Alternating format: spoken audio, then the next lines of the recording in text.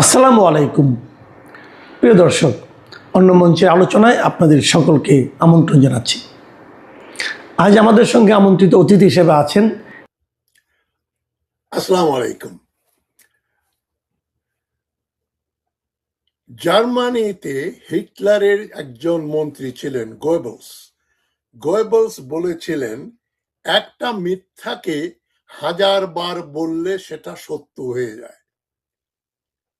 তো এখন আর বাংলায় একটা কথা আছে, দশচক্রে ভগবান ভূত।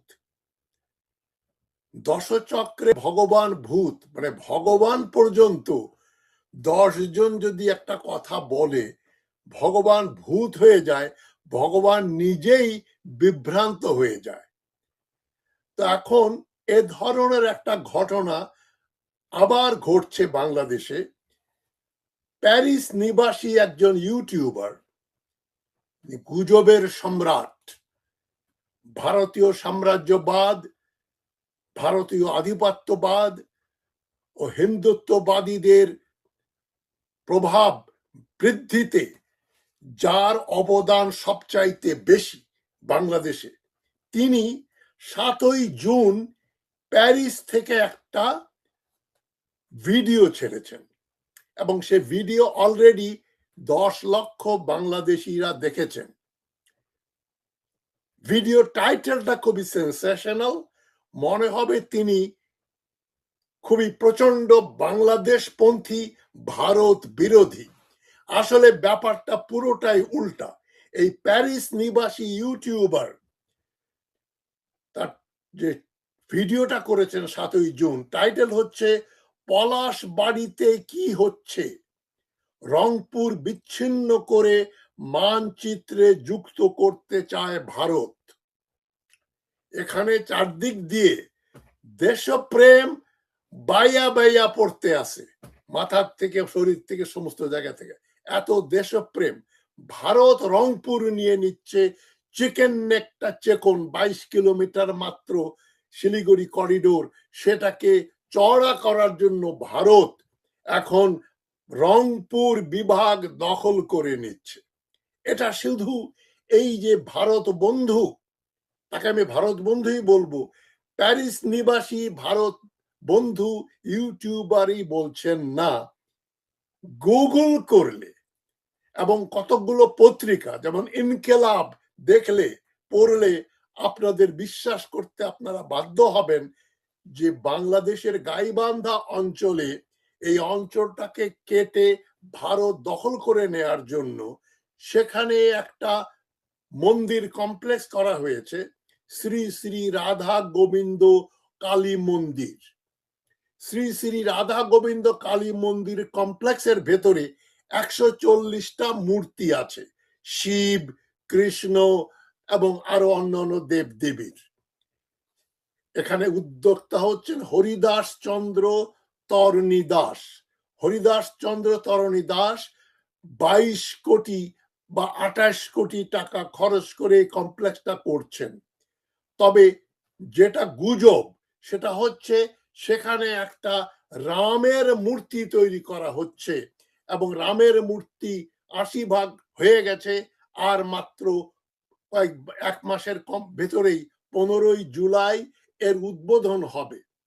এবং হরিদাসকে বলা হচ্ছে তিনি একজন ভারতের একজন সেবক, ভারতের এখানে দখল করে নেবে রংপুর বিভাগ, এর পেছনে কাজ করছেন হরিদাস চন্দ্র তরণী দাস।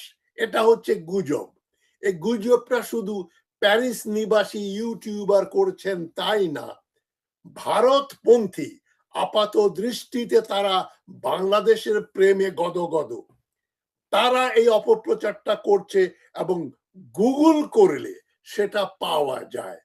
আমিও এই দশচক্রে পড়ে গিয়েছিলাম। আমি মনে করেছিলাম ঘটনাটা সত্য না হলে এতগুলো সোর্স থেকে এই তথ্যটা আসছে। একটু সন্দেহ ছিল যে ভারত বন্ধু প্যারিস নিবাসী ইউটিউবার বাংলাদেশ বিরোধী, জামাতের নামে এখানে একটা সাম্প্রদায়িক রাজনীতি করে পানি ঘোলা করে বাংলাদেশে ভারতীয় আধিপত্যবাদ প্রতিষ্ঠা করার জন্য যিনি নিরলসভাবে কাজ করে যাচ্ছেন, যিনি 2024 সালের তথাকথিত নির্বাচনের পরে বলেছিলেন মার্কিন যুক্তরাষ্ট্র এখানে হস্তক্ষেপ করবে, এবং তিনি ভারতীয় পণ্য বর্জন আন্দোলনের শীর্ষে ছিলেন। এই আন্দোলন বিরোধিতা করার জন্য আমাকে ভারতের এজেন্ট, ভারতের দালাল, কত কিছু বলা হলো। শুধু প্যারিস নিবাসী বলেননি, আরো অনেক নাগরিক টিভিতে এসছেন, কিছু চেনা মুখ, তারা আমাকে বলে দিলেন ওনার ডক্টর হাশমির জন্ম তো ভারতে, তিনি ভারতপন্থী। যেহেতু তিনি ভারতপন্থী, তাই ডক্টর হাশমি ভারতীয় পণ্য বর্জন আন্দোলন বিরোধিতা করছেন। আমি বিরোধিতা করেছিলাম এই জন্য, হাসিনাকে ক্ষমতায় রেখে এক দফা আন্দোলন করতে হবে, সে আন্দোলন হবে হাসিনা হটাও। ভারতীয় পণ্য বর্জন দিয়ে হাসিনাকে হটানো যাবে না। আমি সত্য প্রমাণিত হলাম। যাই হোক, এখন আমি আপনাদের ওই সেন্সেশনাল তথ্যের দিকে নিয়ে যাচ্ছি। প্যারিস নিবাসী একজন লোকের ছবি দেখিয়ে বলছেন, ভিডিওতে একজন ভারতীয় নাগরিক ভারতে বসে বলছেন তারা যশোর, খুলনা, রংপুর, ফরিদপুর সব জায়গায় ভারতীয় পতাকা তুলবেন, বাংলাদেশকে ছিন্ন বিচ্ছিন্ন করে গাজার মতো বানিয়ে দেবেন এবং রংপুর বিভাগকে তারা আলাদা করে ফেলবেন। এই উস্কানিমূলক একটা বক্তব্য দেওয়ার পরে তিনি আবার একটা ছবি দেখালেন, বললেন ভারতীয় একজন বিশেষজ্ঞ আন্তর্জাতিক বিষয়ে, তার নাম বললেন ভারত ঘমন্ড। আমি গুগল করে এই ভারত ঘমন্ড নামে ওই ব্যক্তিকে পেলাম না। ওই ব্যক্তি পৃথিবীতে এক্সিস্ট করে না। একটা ভুল ভাওতা ভুয়া একটা নাম দিয়ে প্যারিস নিবাসী ইউটিউবার বললেন, দেখেন ওই যে ভারতীয় নাগরিক বলছে রংপুর দখল করে নেবে, ফরিদপুর, যশোর, খুলনা তারা দখল করে নেবে। এখন দেখেন ভারত ঘমন্ড, ইনি তো আরো শিক্ষিত মানুষ, একজন বিরাট অ্যানালিস্ট ভারতের, তিনি বলছেন আমরা বাংলাদেশকে শেষ করে দেব, রংপুর বিভাগ কেটে ফেলবো। এবং রংপুর বিভাগ কাটতে হবে কেন? প্যারিস নিবাসী ইউটিউবার বলছেন চিকেন নেক মাত্র 22 কিলোমিটার চওড়া, এটাকে আরো লম্বা চওড়া করার জন্য তারা বাংলাদেশের রংপুর বিভাগটাকেই গাইবান্ধা থেকে রংপুর, দিনাজপুর সব তারা দখল করে নেবে। এবং সেই জন্যই গাইবান্ধাতেই এই মন্দির, এই যে রামের মূর্তি তৈরি করা হচ্ছে। এগুলো যে একেবারে মিথ্যা কথা, সেখানে আমি আসছি। তো ইউটিউবে যেটা আমরা পাই, আমি একটা রিপোর্ট পড়ে শোনাচ্ছি। মিশন হরিদাস ও উত্তরাঞ্চল গ্রাসের শব্দহীন ট্রোজান হর্স নীল নকশা, একটি কৌশলগত ও গভীর ভূরাজনৈতিক বিশ্লেষণ গাইবান্ধার পলাশবাড়িতে বাংলাদেশের বৃহত্তম রামচন্দ্রের মূর্তি, সুবিশাল কৃষ্ণ মূর্তি এবং গীতা মহোৎসবে ভারতীয় সহকারী হাই কমিশনারের বারবার উপস্থিতি কেবলই কোনো ধর্মীয় তৎপরতা নয়। সাধারণ মানুষ যখন এটিকে একটি সাধারণ ধর্মীয় কাঠামো বা ব্যক্তি বিশেষের উদ্যোগ হিসেবে দেখছে, ঠিক তখনই পর্দার আড়ালে বোনা হচ্ছে এক দীর্ঘমেয়াদী ও সূক্ষ্ম ভূরাজনৈতিক মারণাস্ত্র, মানে ষড়যন্ত্র তত্ত্ব। বাংলাদেশকে নিয়ে গেল, ভারত নিয়ে গেল, এখন এর রুখতে হবে। এবং তারা দেখাচ্ছেন 2011 সালের আদমশুমারি অনুযায়ী সেখানে হিন্দুদের সংখ্যা খুবই কম। পলাশবাড়ী উপজেলা হিন্দু জনসংখ্যা মাত্র 6.4%। সুতরাং এই এত ক্ষুদ্র হিন্দু অঞ্চলে এই ধরনের মন্দির এবং রামের মূর্তি বানানো হচ্ছে কি জন্য? যাতে এই অঞ্চলটা ভারত দখল করে নেয় এবং শিলিগুড়ি করিডোর বা চিকেন নেক চড়া করা যায়, এবং এটা হবে রংপুর দখলের সামরিক কৌশল, এবং সেই ষড়যন্ত্র করছে, তার সঙ্গে জড়িত আছেন এই রাধা গোবিন্দ কালী মন্দির যারা বানাচ্ছেন তারা। চিকেন নেক নিয়ে নিলে নাকি ভারত নিরাপদ হয়ে যাবে। চীন যদি ভারতকে আক্রমণ করে ভারতের 7 সিস্টার্স আলাদা করতে চায়, ভারতের হাতে চিকেন নেক থাকুক আর না থাকুক, ওই অত বড় সুপার পাওয়ার চীনের সঙ্গে 7 দিনের বেশি দাঁড়ানোর ক্ষমতা ভারতের নেই। বড়জোর 15 দিন, একদিন, 1 মাস তারা টিকে থাকবে। সেই জন্য ভারত চিকেন নেক চড়া করে ফেললেই কি চীনের কাছ থেকে বাঁচতে পারবে? সেভেন সিস্টার যদি চীন আদৌ নিতে চায়। সুতরাং পলাশবাড়ির এই সুনির্দিষ্ট পয়েন্টটি ঠিক সেই লাইনে অবস্থিত যেখান থেকে তারা রংপুর বিভাগ কেটে ভারতের সঙ্গে যোগ করতে চায়। এটা গুগলে পাবেন, এবং এটা ট্রোজান হর্সে করে ভারত আসছে, মূর্তি বানাচ্ছে, এবং এটা ইনকিলাব পত্রিকাতেও এসছে, এবং আরো অনেকগুলো সোর্সে এই কথাগুলো বলা হচ্ছে। সবচাইতে বড় ব্যাপার, প্যারিস নিবাসী ইউটিউবার এটার উপরে জিহাদ ঘোষণা করছেন, বাংলাদেশ বাঁচাতে হবে। বাংলাদেশে তারা রামের মূর্তি বানাচ্ছে। রাম কোনো বাংলাদেশি দেবতা না, রামের মূর্তি দিয়েই বিজেপি ক্ষমতায় এসছে, যেটা আমি বিশ্বাস করি। এই রাম জন্মভূমি বাবরি মস্কে প্রথমে 1949 সালে রামের একটা মূর্তি চলে আসলো, বললো ভগবান রাম এখানে আর জন্মভূমিতে আসতে চাচ্ছেন, এবং ওই মসজিদটা নাকি একটা মন্দির ছিল বলে একটা অপপ্রচার করলো। তারপরে 1992 সালের 6 ডিসেম্বর লাল কিষণ আদবানির নেতৃত্বে কারসেবক হিন্দু জনতা গিয়ে মসজিদটা ভেঙে ফেললো। তারপরে 1998 সালে অটল বিহারী বাজপেয়ী আসলেন ক্ষমতায়, তারপরে নরেন্দ্র মোদী আসলেন 2014 সালে।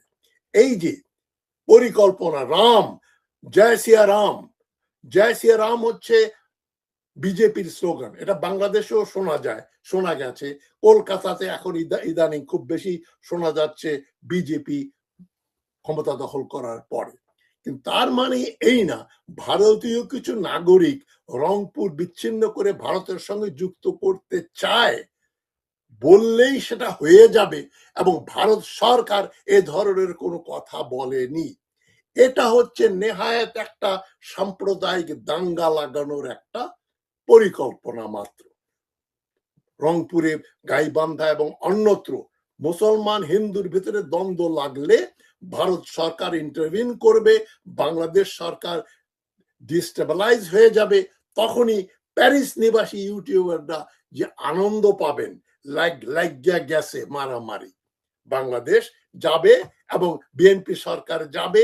এই পরিকল্পনার জন্যই কিন্তু এত ঢাকঢোল পিটিয়ে এই অপকর্মগুলো হচ্ছে, এবং গুগলের মাধ্যমে তারা এটাকে প্রতিষ্ঠিত করে ফেলেছে যে এখন এটা আর একজনের কথা না, গুজব না, এবং এই ইউটিউবারের অনুকরণ করে এবং গুগলের এই তথ্যগুলো দেখে অখণ্ড ভারত বানাতে চায় ভারত, এই তত্ত্বের এখন বিরাট রকম প্রসার ঘটছে বাংলাদেশে।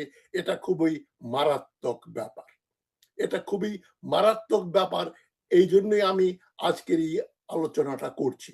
আমি কাল পরশু বলেছিলাম, আমিও মোটামুটি ধরে নিয়েছিলাম যে নিশ্চয়ই কিছু না কিছু ঘটছে, নিশ্চয়ই রংপুরে একটা রামের মূর্তি গড়া হচ্ছে, রাম মূর্তি দিয়ে তারা এইখানে বিজেপি বা হিন্দুত্ববাদকে এখানে প্রতিষ্ঠিত করবে। এই ব্যাপারে আমি মোটামুটি কনভিন্স ছিলাম, কিন্তু আমি দেখছি যে আমি ভুল ছিলাম। আমি দুঃখিত। আমার টিমকে যখন নিয়োগ করলাম, তারা ফরেনসিক টেস্ট করে দেখছে এই মূর্তির প্রথমে বলা হচ্ছে 50 ফুট লম্বা রামের মূর্তি প্রতিষ্ঠিত হয়ে যাচ্ছে। তারপরে বলছে ওটার মূর্তির হাইট বেড়ে গেল, ওটা বেড়ে 82 ফুট হয়ে গেল, যে 82 ফুট উঁচা একটা মন্দির, রামের মূর্তি এখানে গঠিত হচ্ছে, এবং এটা দিয়ে তারা বৃহত্তর রংপুর দখল করার পরিকল্পনা, এবং এই পরিকল্পনাটা হয়ে গেছে। এখন সময়ের ব্যাপার মাত্র, এরকম একটা অপপ্রচার চলছে, এবং এখানে টাকা খরচ করে তারা শ্রী শ্রী রাধা গোবিন্দ কালী মন্দির কমপ্লেক্সের মাধ্যমেই তারা এইখানে দখল করে ফেলবে, এবং এখানে তারা ভারত বানিয়ে ফেলবে। রংপুর বিভাগ আমাদের হাত থেকে চলে যাবে, তিস্তা প্রজেক্ট চলে যাবে, সবকিছু চলে যাবে। এখন আমার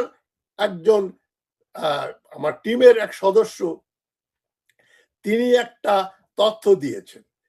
উনি একটা এআই দিয়ে একটা কমান্ড দিয়েছে এআই কে, যে create a giant hyper realistic statue Ram, the middle of a roundabout, surrounded by bamboo scaffolding with construction workers.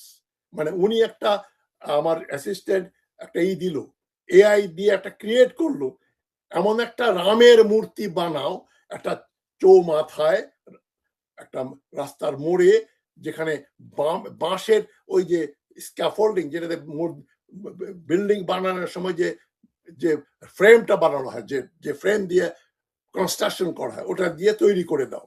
সঙ্গে সঙ্গে দেখা গেল একটা 82 ফুট লম্বা মূর্তির একটা ছবি কম্পিউটার এআই জেনারেট করে দিল। সেই এআই দিয়ে বানানো ছবি কিন্তু ভাইরাল হয়েছে, সেটাই ব্যবহার করছে প্যারিস নিবাসী ইউটিউবার এবং অন্যান্যরা, যারা না বুঝেই ব্যাপারটাকে সমর্থন করছেন। এবং আমিও প্রায় মোটামুটি কনভিন্সড হয়ে গিয়েছিলাম যে এই প্যারিস নিবাসী হয়তো এখন এতটা বাংলাদেশ বিরোধী না, তিনি বাংলাদেশের একজন দেশপ্রেমিক ব্যক্তি বলে ক্ষণিকের জন্য আমার একটা খটকা হলো। আমি জানতাম তিনি ভারতীয়, কিন্তু হঠাৎ করে একটা খটকা হলো যে তিনি যে কথাগুলো বলছেন এটা তো বাংলাদেশের পক্ষে যায়। ভারত দখল করে ফেলবে রংপুর বিভাগ, 82 ফুট রাম মূর্তি হবে, এই ধরনের কোনো ব্যাপার ঘটে নাই। সেখানে এখন ভারতীয় এক সাংবাদিক একটা লেখা লিখলেন যে নেত্রকোনাতে এক বাঙালি মুসলমান ভদ্রলোক, দারুল উলুম নোমানিয়ার একজন আলিম ওয়াসিক বিল্লাহ নোমানি, তিনি নেত্রকোনাতে হিন্দুদের মুসলমান বানাচ্ছেন। তবে জোর করে বানাচ্ছেন, এটা হচ্ছে অপপ্রচার। কাউকে জোর করে মুসলমান বানানো হচ্ছে না। এবং এই অপপ্রচার করে হিন্দু মুসলিমের ভেতরে একটা দ্বন্দ্ব তৈরি করাই হচ্ছে মূল উদ্দেশ্য, যাতে বিএনপি সরকার পড়ে যায় এবং যাদের ফায়দা লুটার তারা ফায়দা লুটবে। ভারতপন্থী ধর্মীয় কিছু দলও আছে, তাদেরই অনুপ্রেরণায় এখন এই কাজগুলা করা হচ্ছে। বাংলাদেশে ধর্মান্তর করা কোনো অপরাধ নয়। ভারতের কতকগুলো রাজ্যে এটা আছে যে হিন্দু ধর্ম থেকে অন্য ধর্মে ধর্মান্তরিত হলে তাদের শাস্তি হয়। বাংলাদেশে এ ধরনের কোনো আইন নেই। তবে রাম মূর্তি হলে আমি সত্যি সত্যি খুবই চিন্তিত হয়ে পড়ব। রাম হচ্ছে সিম্বল অফ বৃহত্তর ভারত। আর্যদের অনার্যদেরকে বশীভূত করা, পরাজিত করার সিম্বল হচ্ছে রাম এবং দুর্গা। দুর্গার যে অসুর বোধ, অসুর হচ্ছে কালো মানুষ, সাঁওতাল বা গারো বা আদিবাসী বাংলাদেশের বা এই অঞ্চলের। আর রাম হচ্ছে পুরো ভারত এবং শ্রীলঙ্কাতে আর্যদের প্রভাব সৃষ্টি করার, আর আর্যদের রাজত্ব প্রতিষ্ঠা করার সিম্বল। জয় শ্রী রাম, সেই জন্য বিজেপির স্লোগান। তারা বৃহত্তর ভারতের কল্পনা করে, যেটা ভারতের নতুন পার্লামেন্ট ভবনে যে ম্যাপ রয়েছে সেখানে বৃহত্তর ভারত এর চিত্র রয়েছে, আফগানিস্তান থেকে থাইল্যান্ড, ইন্দোনেশিয়া পর্যন্ত। তাদেরই উত্তরসূরি হচ্ছে নরেন্দ্র মোদীর বিজেপি সরকার।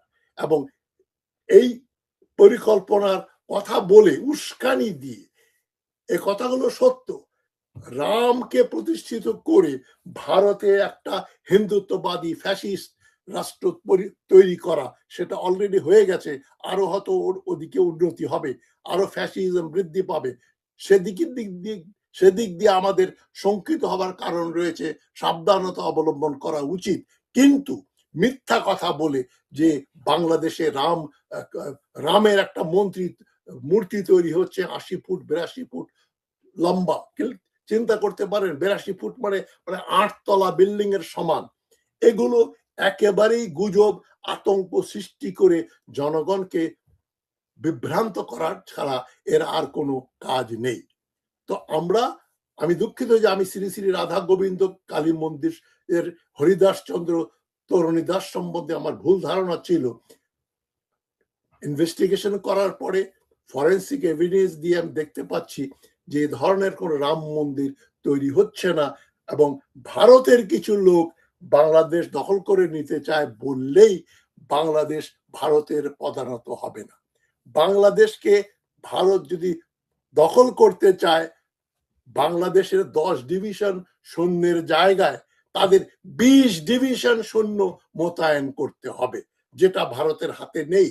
তার সেনাবাহিনীর বিরাট অংশ, প্রায় সবটাই রয়েছে চীন এবং পাকিস্তান বর্ডারে এবং কাশ্মীরে। কাশ্মীরে কয়েক লক্ষ ভারতীয় সেনা কাশ্মীরকে বিচ্ছিন্ন হওয়ার হাত থেকে রক্ষা করছে। সুতরাং ভারত কোনো জুজু নয়। ভারত বাংলাদেশের সঙ্গে যুদ্ধ করে বাংলাদেশ দখল করতে পারবে না, পারবে না, একেবারেই অসম্ভব ব্যাপার। ভারতকে ভয় পাবার কিছু নেই। এবং ভারত বাংলাদেশ দখল করতে চাইলে চীন বসে থাকবে না। আমরা না চাইলেও চীন তখন ভারতের বিরুদ্ধে যুদ্ধ করতে বাধ্য হবে। এই অঞ্চলে তারা ভারতের প্রভাব এতটা বৃদ্ধি পাবে যে বাংলাদেশের অঞ্চল তারা দখল করে ফেলবে, এটা অসম্ভব ব্যাপার। এবং চিকেন নেক নিয়ে যে কথাগুলো প্যারিস নিবাসী ইউটিউবার বললেন, অনেকেই বলছে যে জন্য যে তারা এই জন্য রংপুর বিভাগ দখল করতে চায়, এটা একটা উদ্ভট, স্ট্র্যাটেজিক্যালি একটা উদ্ভট গুজব। এসব গুজবে আমাদের কান দেওয়ার দরকার নেই। আমরা বাংলাদেশে সাম্প্রদায়িক সম্প্রীতি রাখতে চাই। হিন্দু, মুসলমান, বৌদ্ধ, খ্রিস্টান সবাই মিলে আমরা বাংলাদেশি হিসাবে বসবাস করব। ভারতীয় জুজুর কোনো ভয় দেখিয়ে এখানে পানি ঘোলা করে রাজনীতি করার কোনো অবকাশ নেই। আমরা এটা প্রতিহত করব, জনগণ এটা প্রতিহত করবে। ভালো থাকবেন সবাই। আসসালামু আলাইকুম।